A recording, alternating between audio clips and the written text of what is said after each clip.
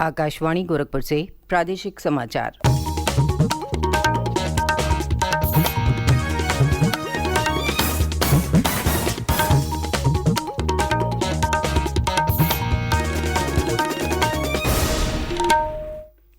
नमस्कार, समाचार बुलेटिन के साथ मैं सुकीर्ति अस्थाना। पहले मुख्य समाचार।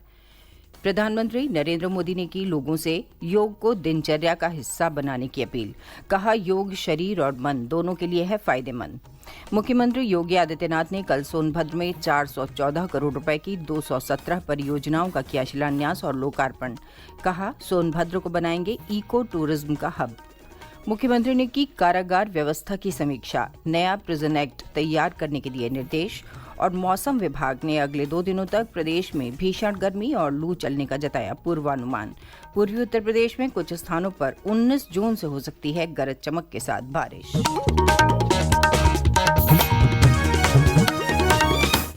और अब समाचार विस्तार से।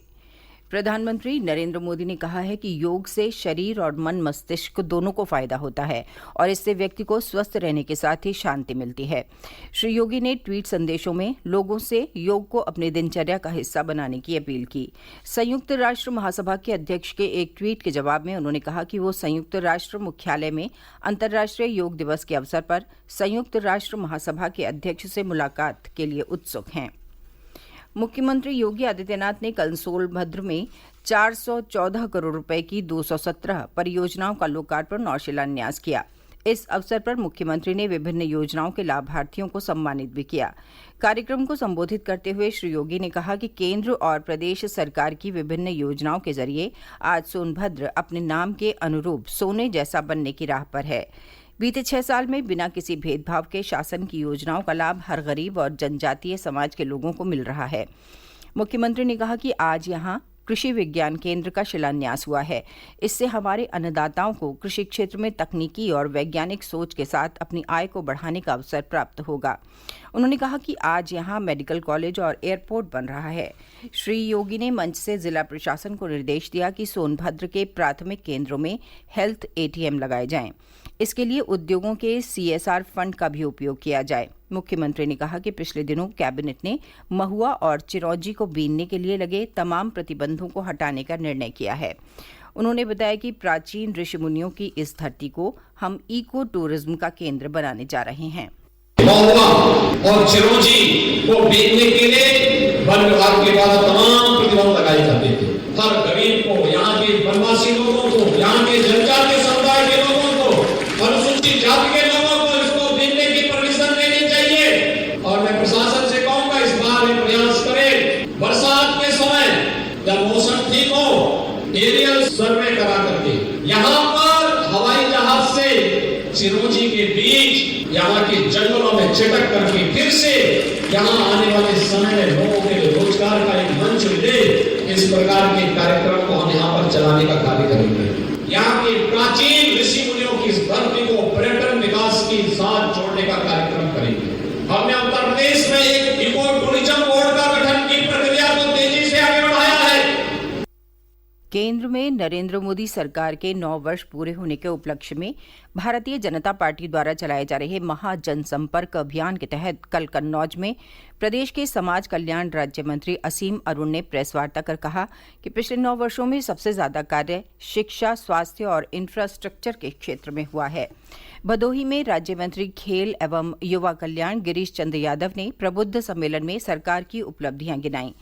श्री यादव ने कहा कि सरकार ने युवाओं, किसानों और गरीबों के लिए काम किया है। हम सरकार की उपलब्धियों को जन जन तक पहुंचा रहे हैं। पीलीभीत में भाजपा विधायक बाबूराम पासवान ने प्रेस वार्ता कर कहा कि प्रधानमंत्री फसल बीमा योजना, उज्ज्वला योजना, जनधन योजना, मुद्रा योजना, प्रधानमंत्री आवास योजना, किसान सम्मान योजना का जिक्र करते हुए कहा कि इन योजनाओं से सभी वर्ग के लोगों का विकास हुआ है। महाजनसंपर्क अभियान के तहत पार्टी की ओर से कल भदोही, कौशाम्बी और कैसरगंज लोकसभा में प्रबुद्ध सम्मेलन आयोजित किए गए। वहीं बहराइच में व्यापारी सम्मेलन और अलीगढ़, बाराबंकी, श्रावस्ती समेत कई जगह मोर्चा सम्मेलन हुए। इसके अलावा चंदौसी, आगरा, भदोही, जौनपुर, वाराणसी में लाभार्थी सम्मेलन हुए। प्रादेशिक समाचार आप आकाशवाणी गोरखपुर से सुन रहे हैं। ये समाचार बुलेटिन हमारे YouTube channel AIR news Gorakhpur और ट्विटर हैंडल AIR News_GKP पर भी उपलब्ध है। मुख्यमंत्री योगी आदित्यनाथ ने लखनऊ में एक उच्च स्तरीय बैठक में कारागारों की स्थिति की समीक्षा करते हुए कारागार सुधार की दिशा में महत्वपूर्ण दिशा निर्देश दिए। मुख्यमंत्री ने कारागारों को सुधार गृह के रूप में स्थापित करने की आवश्यकता जताते हुए प्रदेश के नए प्रिजन एक्ट को तैयार करने के निर्देश दिए। श्री योगी ने कहा कि वर्तमान समय में जेल और जेल में निरुद्ध बंदियों के संबंध में जेल अधिनियम 1894 और कैदी अधिनियम 1900 प्रचलित हैं। ये दोनों अधिनियम आजादी के पूर्व से प्रचलन में हैं, जिसके अनेक प्रावधान बदलते परिवेश और बंदियों के पुनर्वास की सुधारात्मक विचारधारा के अनुकूल नहीं हैं। प्रिजन एक्ट 1894 का उद्देश्य अपराधियों को अभिरक्षा में अनुशासित ढंग से रखने पर केंद्रित है, लेकिन हमें सुधार एवं पुनर्वासन पर केंद्रित होना होगा। ऐसे में भविष्य को दृष्टिगत रखते हुए हमें नए अधिनियम लागू करने की आवश्यकता है। उन्होंने कहा कि भारत सरकार द्वारा हाल ही में मॉडल प्रिजन अधिनियम 2023 तैयार किया गया है। ये मॉडल एक्ट कैदियों के सुधार तथा पुनर्वास की दृष्टि से अत्यंत उपयोगी है। जल शक्ति मंत्री स्वतंत्र देव सिंह ने बहराइच में कल मंडलीय अधिकारियों के साथ बैठक की। इस दौरान श्री सिंह ने संबंधित अधिकारियों को निर्देश दिया कि सभी नहरों को पानी की उपलब्धता सुनिश्चित कराते हुए रोस्टर के अनुसार संचालित किया जाए। इसके साथ ही ग्राम प्रधानों से वार्ता कर उन्हें नहरों में पानी की उपलब्धता के बारे में बताया जाए। उन्होंने ये भी निर्देश दिया कि सभी नहरों पर कुलाबे लगाए जाएं, जिससे किसानों को पानी मिल सके। अंतर्राष्ट्रीय योग दिवस के उपलक्ष्य में प्रदेश में मनाए जा रहे योग सप्ताह के दूसरे दिन कल लगभग सभी जिलों में योगाभ्यास कार्यक्रम आयोजित किए गए। हमीरपुर में वन विभाग के वन क्षेत्र केंद्र में योगाभ्यास कार्यक्रम हुआ। यहां जिलाधिकारी ने योग अभ्यास में हिस्सा लिया और लोगों से योग को दिनचर्या में शामिल करने की अपील की। बलरामपुर में योग सप्ताह के तहत जिला कारागार में 2 दिवसीय योग शिविर शुरू हुआ। पहले दिन कारागार में निरुद्ध बंदियों और कर्मचारियों को योगाभ्यास कराकर योग के महत्व के बारे में जानकारी दी गई। वाराणसी में योग के महत्व को समझाने के लिए डाक विभाग ने एक माइक्रो साइट बनाई है। Post master general Krishna Kumar Yadav ने बताया कि माइक्रो साइट पर आयुष मंत्रालय की कॉमन योग प्रोटोकॉल से संबंधित सामग्री के साथ साथ डाक विभाग द्वारा विकसित डिजिटल पोस्ट कार्ड शामिल है। इस माइक्रोसाइट indiapost4yoga.in पर लॉगिन करके कोई भी डिजिटल पोस्ट कार्ड डाउनलोड कर सकता है और उसे दूसरे सोशल मीडिया प्लेटफॉर्म्स पर शेयर कर सकता है।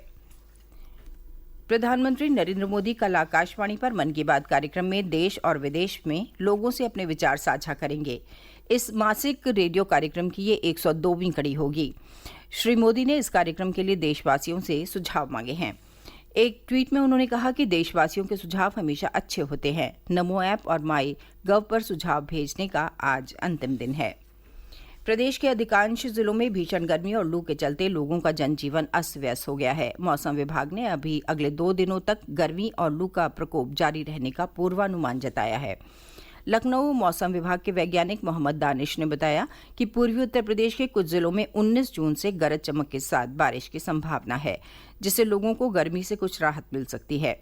मानसून के प्रदेश के मैदानी इलाकों में 22 जून के आसपास पहुंचने के आसार हैं।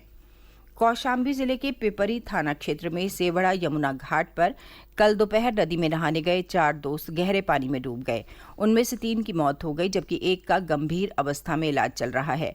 ग्रामीणों की सूचना पर गोताखोरों ने 3 डूबे लोगों के शव को नदी से निकाल लिया है। और अंत में मुख्य समाचार एक बार फिर। प्रधानमंत्री नरेंद्र मोदी ने की लोगों से योग को दिनचर्या का हिस्सा बनाने की अपील। कहा, योग शरीर और मन दोनों के लिए है फायदेमंद। मुख्यमंत्री योगी आदित्यनाथ ने कल सोनभद्र में 414 करोड़ रुपए की 217 परियोजनाओं का किया शिलान्यास और लोकार्पण। कहा, सोनभद्र को बनाएंगे इको टूरिज्म का हब। मुख्यमंत्री ने की कारागार व्यवस्था की समीक्षा, नया प्रिजन एक्ट तैयार करने के दिए निर्देश। और मौसम विभाग ने अगले 2 दिनों तक प्रदेश में भीषण गर्मी और लू चलने का जताया पूर्वानुमान। पूर्वी उत्तर प्रदेश में कुछ स्थानों पर 19 जून से हो सकती है गरज चमक के साथ बारिश।